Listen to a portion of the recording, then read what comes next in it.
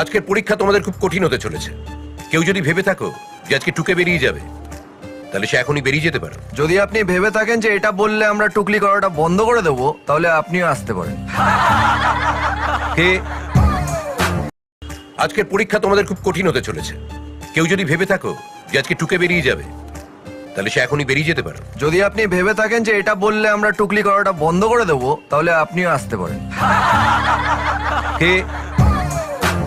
আজকের পরীক্ষা তোমাদের খুব কঠিন হতে চলেছে।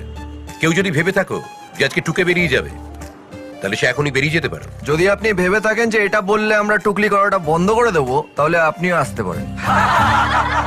কে? আজকের পরীক্ষা তোমাদের খুব কঠিন হতে চলেছে।